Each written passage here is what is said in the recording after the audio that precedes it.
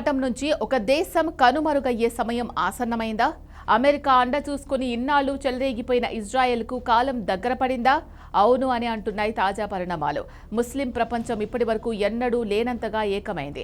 షియా సున్నీ అనే విభేదాలు పక్కన పెట్టి ఆత్మగౌరవం కోసం ఇరాన్ చేస్తున్న పోరాటం చూసి అందరూ ఒకే తాటిపైకొచ్చారు. టర్కీ అధ్యక్షుడు ఎర్డోగాన్ చేసిన ఒక్క ప్రకటన ఇప్పుడు వైట్ హౌస్ ను వణికిస్తోంది. మర్యాదగా తప్పుకుంటావా లేక మమ్మల్ని యుద్ధ క్షేత్రంలో చూడాలనుకుంటున్నావా అని ఎర్డోగాన్ ఇజ్రాయెల్కు అల్టిమేటం ఇచ్చారు. అసలు అమెరికా చేతుల్లోంచి పరిస్థితి ఎలా జారిపోయింది? ఇరాన్ తన పరోక్ష దౌత్యంతో ముస్లిం దేశాలను ఎలా ఉసిగొల్పింది? ఈ వీడియోలో ప్రతి పాయింట్ క్లియర్గా చూద్దాం.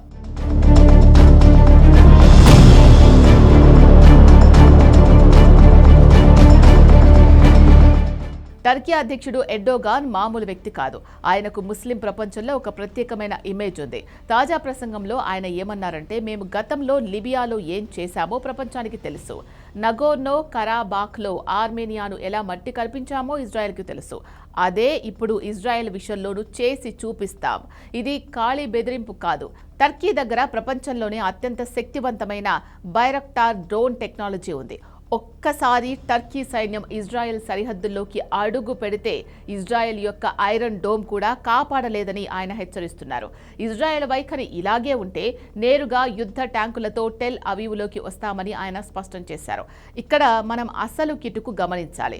ఇరాన్ నేరుగా యుద్ధంలోకి రావడం లేదు, కానీ ముస్లిం దేశాలన్నింటినీ ఇజ్రాయెల్కు వ్యతిరేకంగా ఏకం చేయడంలో ఇరాన్ సక్సెస్ అయింది. Saudi Arabia, Pakistan, Egypt, Turkey వంటి దేశాలతో ఇరాన్ నిరంతరం సంప్రదింపులు జరుపుతోంది. మనకు గొడవలుండొచ్చు, కానీ గాజాలో, లెబనాన్లో, ఈజిప్టులో మన రక్తపు కూనలు చనిపోతుంటే చూస్తూ ఊరుకుంటామా అని ఇరాన్ సెంటిమెంట్ అస్త్రాన్ని ప్రయోగించింది. అందుకే ఇప్పుడు పాకిస్తాన్ చర్చల వేదికగా మారింది.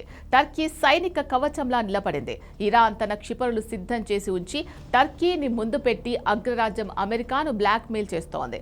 అమెరికా ఇప్పుడు ఇరాన్ను కొట్టలేదు, అలాగని టర్కీని ఏమీ చేయలేదు. ఇన్నాళ్లు ముస్లిం దేశాలు ఎందుకు సైలెంట్గా ఉన్నాయి?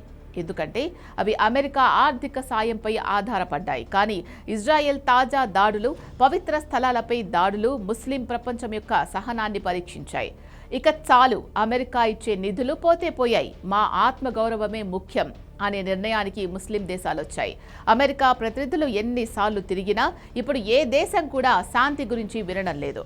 వాళ్ళు అందరిది ఒక్కటే మాట, ఇజ్రాయెల్ వెనక్కు వెళ్ళాలి, లేదంటే 57 ముస్లిం దేశాల సైన్యం ఇజ్రాయెల్ను ముట్టడిస్తుంది.